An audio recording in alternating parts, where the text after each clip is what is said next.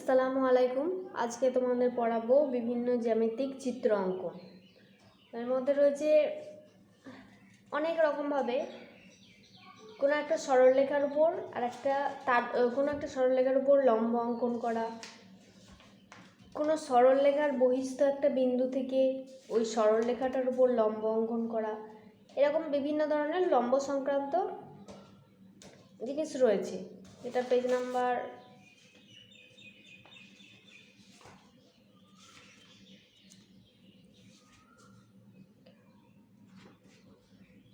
249 রয়েছে। তারপর আছে কিভাবে কোণকে সমদ্বিখণ্ডিত করতে হয়, কোনো সরলরেখার লম্ব সমদ্বিখণ্ডক কীভাবে বের করতে হয়, এই সমস্ত জিনিসগুলো তোমাদেরকে এই চ্যাপ্টারে শেখানো হবে। প্রথমে মনে করো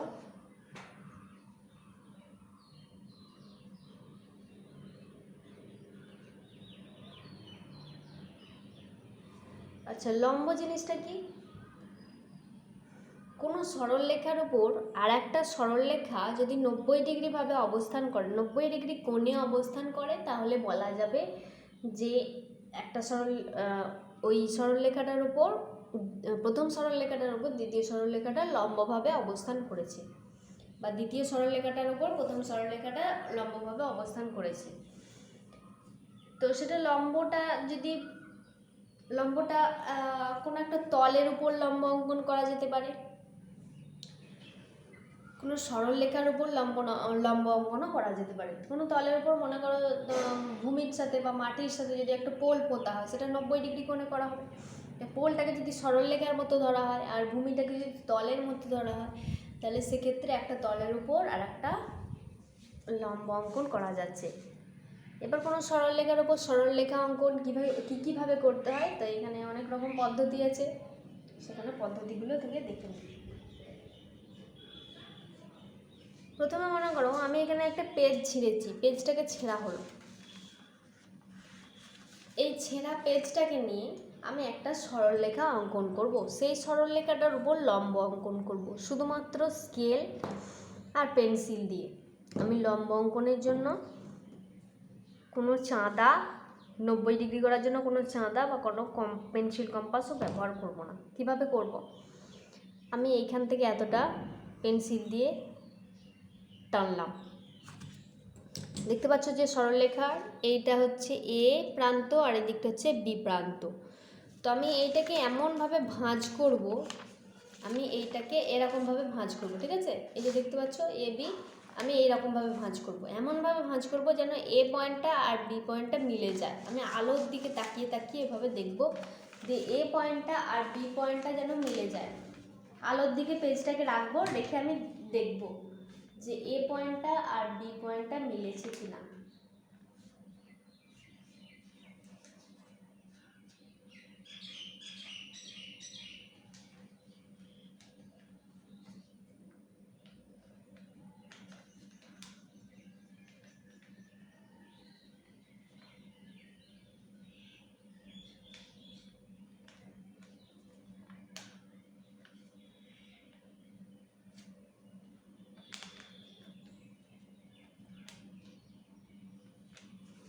দিয়ে যখন এ পয়েন্ট আর বি পয়েন্ট মিলেছে,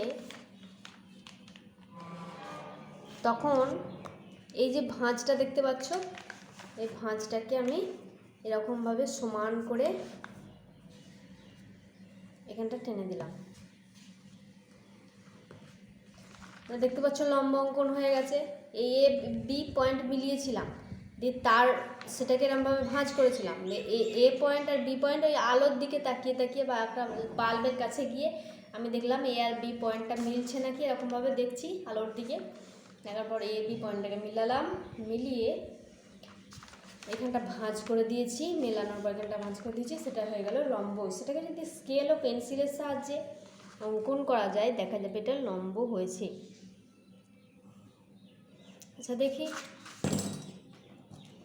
চাঁদার সাহায্যে এটা লম্ব হয়েছে কিনা, 90 ডিগ্রি অঙ্কন হয়েছে কিনা।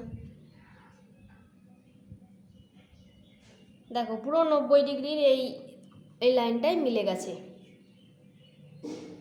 এই যে দেখতে পাচ্ছ পিছন দিকে সরলরেখাটা দেখা যাচ্ছে, এই যে এটা 90 ডিগ্রির সঙ্গে মিলে গেছে, এটা এই সরলরেখাটা। তাহলে এটা হয়ে গেল শুধুমাত্র পেন্সিল আর স্কেলের সাহায্যে 90 ডিগ্রি অঙ্কন করা গেল, যেটা খাতার পেজ ছিঁড়ে হলো। কিন্তু আমাদের যখন অঙ্কন পদ্ধতি থাকবে তখন তো আর এটা থাকবে না, কিন্তু এসব সমস্ত জিনিসগুলো জেনে রাখা দরকার, অবশ্যই দরকার।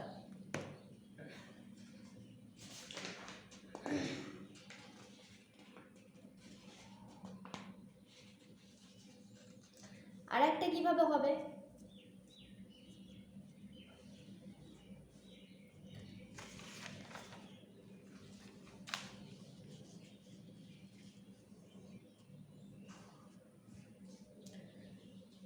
স্কেল দিয়ে সরল রেখাংশ টেনেছো, দিয়ে স্কেলটা এরকমই বসিয়ে রেখেছো।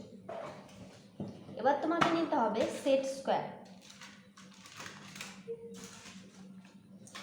সেট স্কোয়ার মানে বোঝো, যেটা তোমাদের এই চাঁদার পেন্সিল বক্সের সঙ্গে এটা দেওয়া হয়েছিল বলতে কি, কিনলে যেটা পাওয়া যায়, পেন্সিল বক্স কিনলে এটা পাওয়া যায়। তো এইটার সঙ্গে এটা সেট স্কোয়ার মানে এখানটা 90 ডিগ্রি, এই 90 ডিগ্রি কোণটাকে নিয়ে এইখানটায় স্কেলের সাথে বসিয়ে দিলাম। ঠিক আছে, এই রেখা আর এই রেখা মিলিয়ে দিয়েছি। মিলিয়ে দেওয়ার পর এই বরাবর সরল রেখাটা টেনে দেবো। এটা পেয়ে গেলাম 90 ডিগ্রি। তাহলে এখানে এ বি সরলরেখা বা পি কিউ সরলরেখার ওপর ও এস লম্ব অঙ্কন হয়ে গেল। তাহলে এটা কি কি কোন কোন যন্ত্র লাগলো, একটা লাগলো সেট স্কোয়ার, একটা লাগলো স্কেল, আর একটা পেন্সিল। তাহলে সেট স্কোয়ার ও স্কেলের সাহায্যে, স্কেল ও পেন্সিলের সাহায্যে লম্ব অঙ্কন করতে পারা গেল।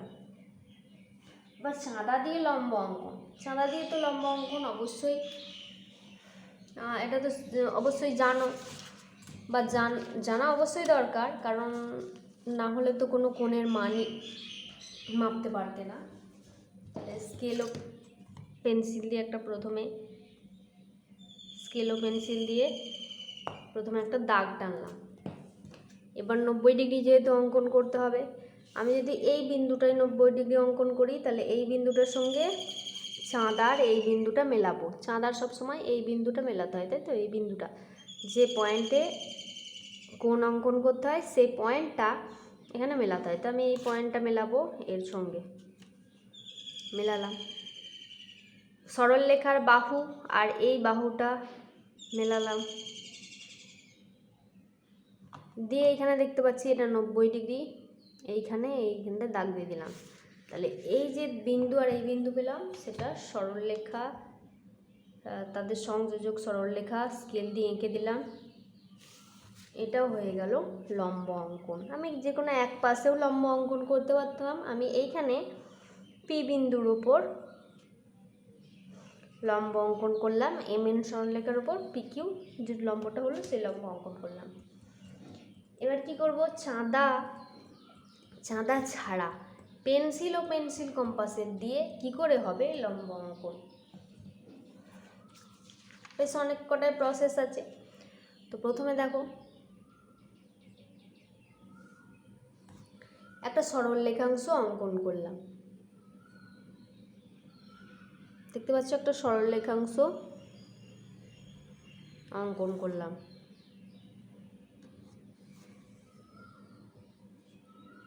এবার পেন্সিল কম্পাস নেব,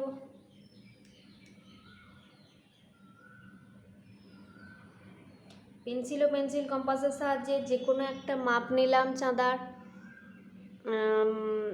যে কোনো একটা কম্পাসের যে কোনো একটা মাপ নিলাম।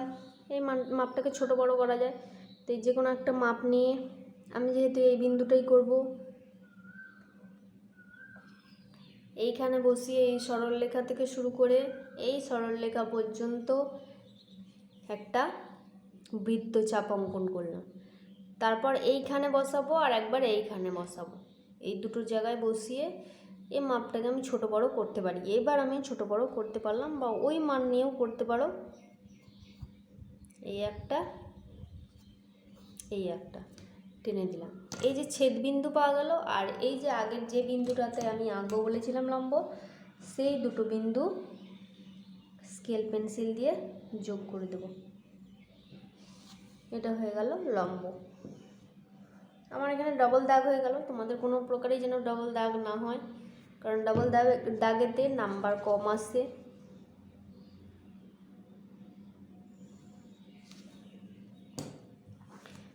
নাম দিয়ে দেবে XY এর ওপর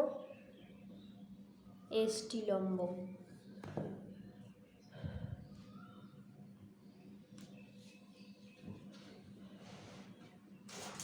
এরপর পেন্সিল কম্পাস দিয়ে আরও একটা প্রসেসে লম্ব অঙ্কন করা যায়। সেই প্রসেসটা কি? সেই প্রসেসটা শিখিয়ে আসছো, ক্লাস 5 থেকে শেখানো হচ্ছে। যেভাবে আমরা 60 ডিগ্রি 120 ডিগ্রি অঙ্কন করি, ঠিক সেই প্রসেসে।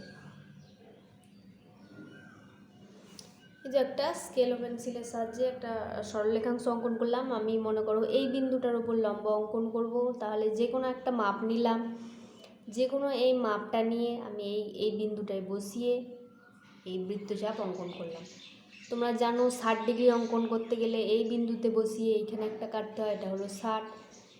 এই বিন্দুতে বসিয়ে এইখানে কাটলে 120, আবার এইখানে আর এইখানে বসিয়ে এইখানে কাটলে সেটা হয়ে গেল, এইখান থেকে এতটা যোগ করে দেবো, সেটা হয়ে গেল 90 ডিগ্রি অঙ্কন।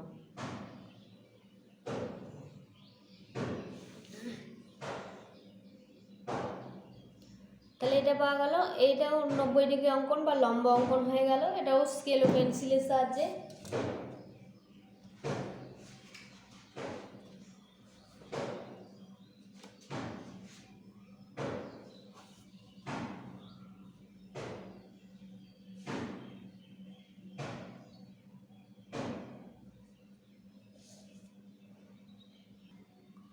আরও একটা প্রসেসে লম্ব অঙ্কন করব। এই সরল রেখাটার উপর লম্ব অঙ্কন করব, তাই এই সরল রেখাটা অঙ্কন করতে হলো। মনে করো আমি এখানে এই বিন্দুটার উপর লম্ব অঙ্কন করব। বাইরে একটা বিন্দু নিলাম, সেটা হচ্ছে মনে করো C, আর এই P বিন্দুর উপর লম্ব অঙ্কন করব। C আর P এই যে চাপটা পাচ্ছি, পেন্সিল আর কম্পাস দিয়ে দেখবে এই মাপটা নেবে, এই মাপটা নিয়ে এরকম করে ধরলে দিয়ে এরকমভাবে ওই মাপটা নিয়ে বৃত্তচাপ অঙ্কন করলে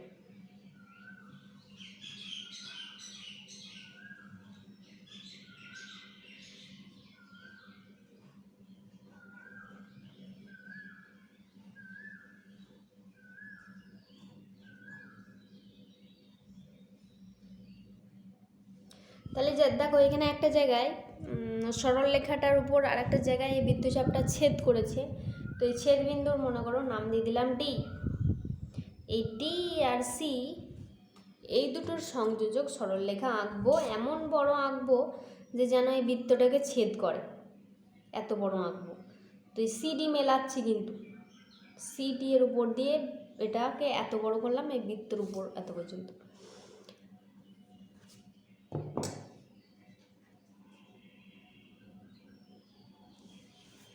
এবার বৃত্তের উপর যেখানটা ছেদ করেছে এই ছেদ বিন্দু আর এই P বিন্দু, মনে করো এটা Q, এই Q বিন্দু আর P বিন্দু মিলিয়ে দাও, মিলিয়ে দিলেই হয়ে গেল P এর উপর লম্ব। তাহলে বেশ কয়েকটা প্রসেসে লম্ব অঙ্কন শিখলে, এভাবে লম্ব অঙ্কন করা গেল। ঠিক আছে, কি করলাম? P বিন্দুর উপর মনে করো লম্ব অঙ্কন করতে হবে, তাহলে P বিন্দুটা একটা নিলাম, P বিন্দু, বাইরে একটা বিন্দু C নিলাম, বাইরে এই যে C বিন্দু নেওয়া হলো। C আর P এই চাপ বা এই মাপটা করে আমি একটা ব্যাসার্ধ অঙ্কন করেছি, বৃত্তচাপ অঙ্কন করেছি। CP এই ব্যাসার্ধ নিয়ে একটা বৃত্তচাপ অঙ্কন করেছি। এই বৃত্তচাপটা এমনভাবে অঙ্কন করেছি, একটু বড় করেই করেছি, যে এখানে একটা D বিন্দুতে ছেদ করেছে। এই C আর D এই দুটোকে একটা সংযোজন করলাম একটা সরলরেখাংশ দিয়ে, বা এই দুটো বিন্দুর সংযোজক সরলরেখা আঁকলাম, যেটা এখানে Q বিন্দুতে ছেদ করলো। এই Q আর P যোগ করে দিলে এই PQটা হয়ে গেল লম্ব। তো এগুলো বারবার প্র্যাকটিস করবে, প্র্যাকটিস না করলে হবে না।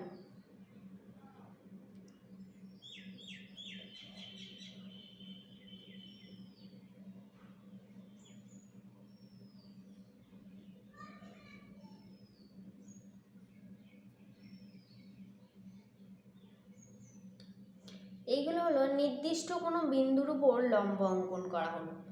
নির্দিষ্ট এখানে বিন্দু ছিল আমার টি, এখানে টি নির্দিষ্ট বিন্দু ছিল, তো সেইটাকে কেন্দ্র করেই আমি করেছি। এখানে নির্দিষ্ট বিন্দু এখানে পেয়েছি, এইটা নির্দিষ্ট বিন্দু, সেই নির্দিষ্ট বিন্দুকে কেন্দ্র করে একটা বৃত্তচাপ করার পর মানে এইভাবে প্রসেসিং করে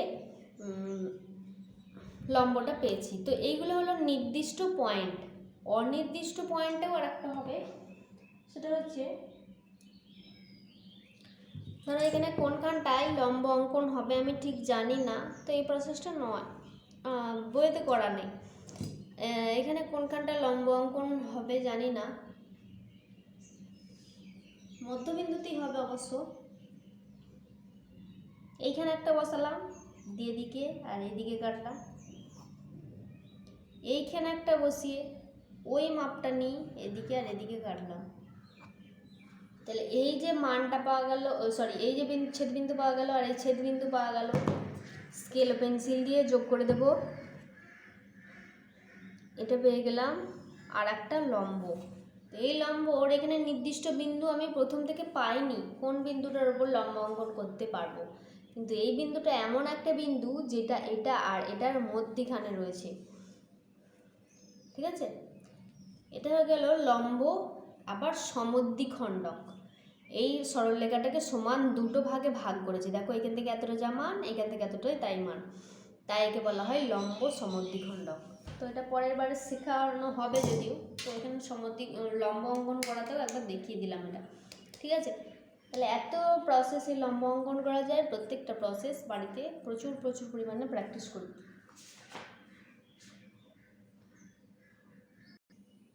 আচ্ছা, একটা জিনিস বলে রাখি,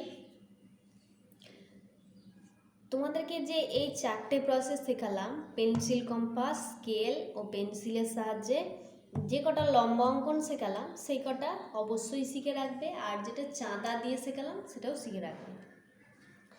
বাদ বাকি যে কাগজ ভাঁজ করে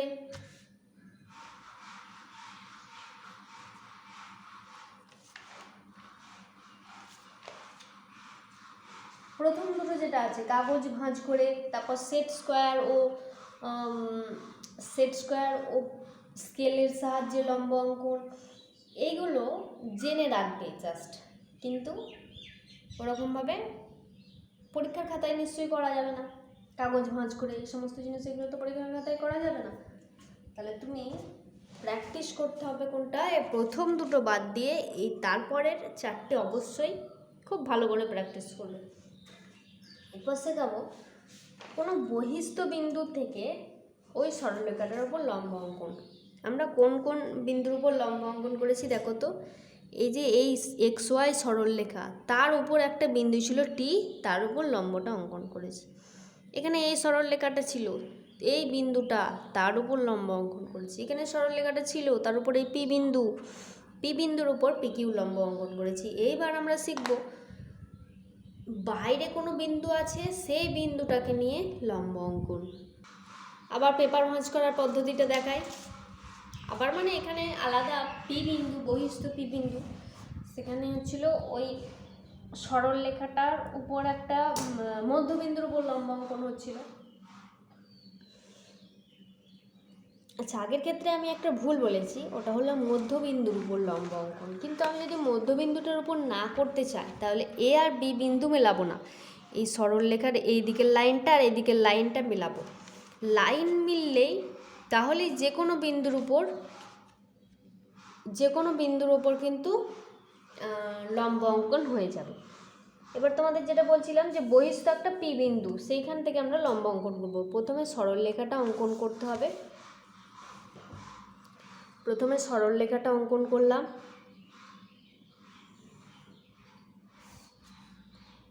MN সরলরেখা, তার বহিস্থ বিন্দু হচ্ছে পি। তাহলে কি করে লম্ব অঙ্কন করব, দেখো পি এর এই পর্যন্ত ভাঁজ করব, পিটাকে মাঝখানে রেখে ভাঁজ করছি, ঠিক আছে? পি বিন্দুর উপর ভাঁজ করছি, এমনভাবে ভাঁজ করছি যে এম আর এন, ওই এমের এই দিকটা আর ওই দিকের সরলরেখাংশ যেন মিলে যায়। ওই আলোর কাছে গিয়ে নিয়ে গিয়ে দেখবো এম এন সরলরেখাংশ যেন মিলছে, এরকম।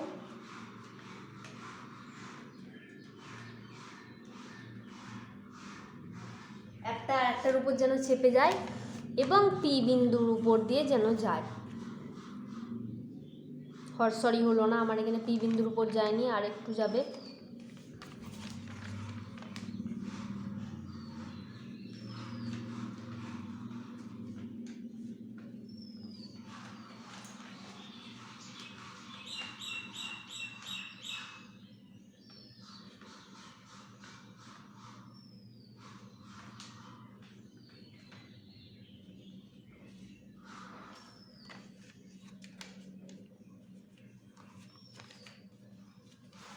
দেখো, তাহলে এইভাবে ভাঁজ করে সেটা স্কেল পেন্সিল দিয়ে যোগ করে দিলাম, তাহলে একটা লম্ব পাওয়া গেল। এটা জাস্ট জেনে রাখা ভালো, এটা পরীক্ষার খাতায় পড়ে না, এটা তোমাদের জ্ঞান বাড়ানোর জন্য এগুলো বলা।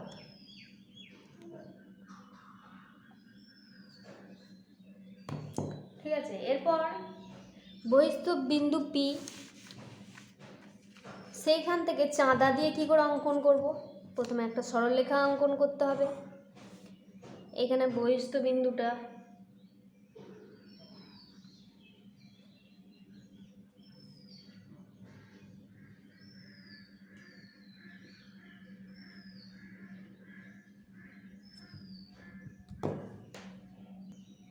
সরি এখানে ভুল বলা হয়েছে, এটা হবে সেট স্কোয়ার ও স্কেলের সাহায্যে। সেট স্কোয়ার ও স্কেলের সাহায্যে কীভাবে লম্ব অঙ্কন করব।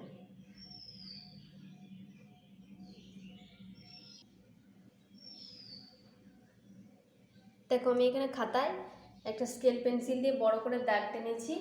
এইখানে পি বিন্দুটা, আর এটা হলো এক্স ওয়াই, ঠিক আছে? এক্স ওয়াই সরলরেখাংশ। প্রথমে এই সেট স্কোয়ারটা বসাবো। তোমাদের আর একটা সেট স্কোয়ার আছে, দেখো এটা একটা বাহু, সেট স্কোয়ারের এই বাহুটা আর এই বাহুটা, এই বাহুটা আর এই বাহুটা সমান নয়। আর একটা সেট স্কোয়ার আছে যার এই বাহুটা আর এই বাহুটা সমান, এটা হলো সমকোণী সমদ্বিবাহু ত্রিভুজের মতো, তাই তো? এই সেট স্কোয়ারটা নিলাম। তো এই সেট স্কোয়ারটাকে এই 90 ডিগ্রি কোণটা এরমভাবে বসালাম।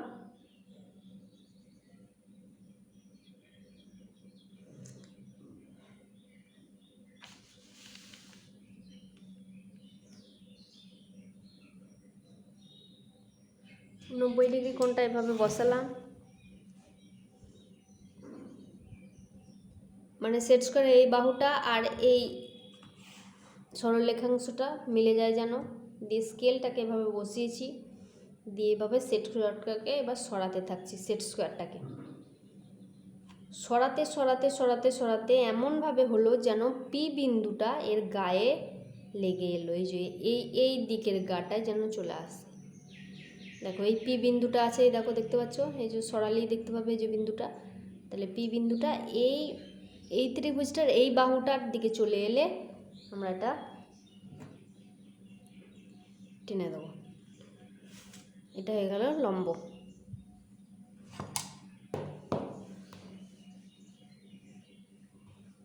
দেখো চাঁদা দিয়ে মেপে দেখতে পারো এটা 90 ডিগ্রি হলো কি না। চাঁদা দিয়ে মেপে দেখছি, দেখো পুরো 90 ডিগ্রি হয়ে গেছে, ঠিক আছে? এটা 90 ডিগ্রি হয়ে গেছে। এই দাগটা হচ্ছে পি লেখা, এই দাগটা নয়, এটা হচ্ছে পি লেখা। আমি যেটা বিন্দুটা মেলালাম ওটা হচ্ছে 90 ডিগ্রিতে মিলল।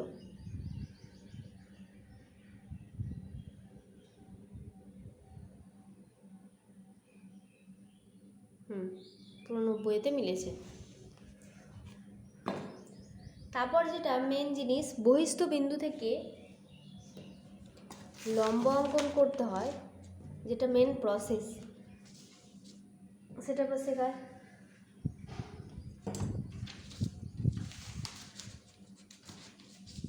প্রথমে এরকম একটা সরল রেখাংশ টানতে হবে। সেটার নাম দিচ্ছি এক্স ওয়াই দিতে পারে। বহিস্থ বিন্দুটা নিচ্ছি পি। এবার যে বহিস্থ বিন্দুটা পি সেইখানে কেন্দ্র করব, কেন্দ্র করে একটা এই সরলরেখার চেয়ে একটু বড় এরকমভাবে একটা বৃত্তচাপ অঙ্কন করব, যেন এই সরলরেখাটাকে এই দুটো জায়গায় ছেদ করে। সেই দুটো জায়গায় আমি এই মাপটাও নিতে পারি, একটু কমিয়ে বাড়িয়েও নিতে পারি। এই দুটো জায়গার একবার এইখানে বসাবো, দিয়ে এইখানে বৃত্তচাপ কাটবো, একবার এইখানে বসিয়ে এই বৃত্তচাপটা কাটবো। এই যে ছেদবিন্দু আর পি বিন্দু জুড়িয়ে দেবো, হয়ে গেল 90 ডিগ্রি অঙ্কন। আবার বলি, এটা মেন প্রসেস।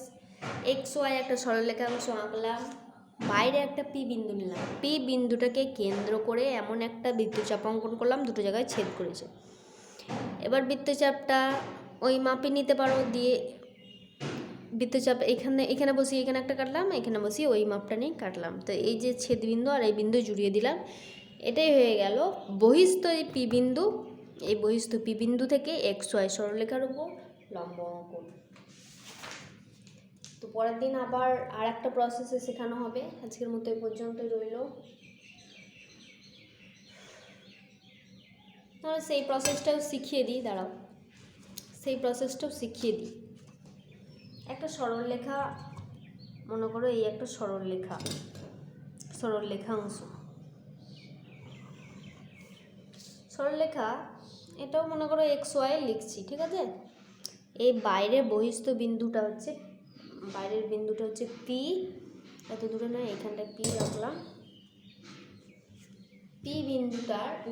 পি বিন্দু থেকে এটার উপর লম্ব অঙ্কন করতে হবে। তো আমি এখানে দুটো বিন্দু নিচ্ছি, যে কোনো বিন্দু, একটা পাচ্ছি সি আর একটা নিচ্ছি ডি। দুটো বিন্দু নিলাম সি ডি।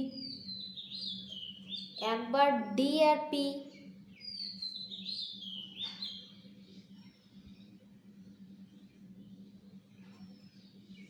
এইভাবে গোল করে একটা বৃত্তচাপ আঁকছি।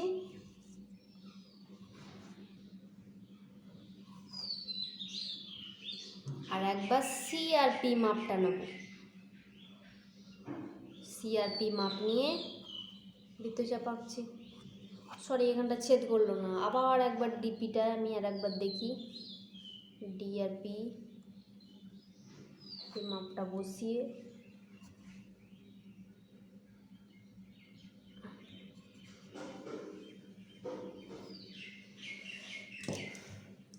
তাহলে এই যে এইখানে আর এখানে ছেদ করলো, এই বিন্দু দুটো যোগ করে দেব।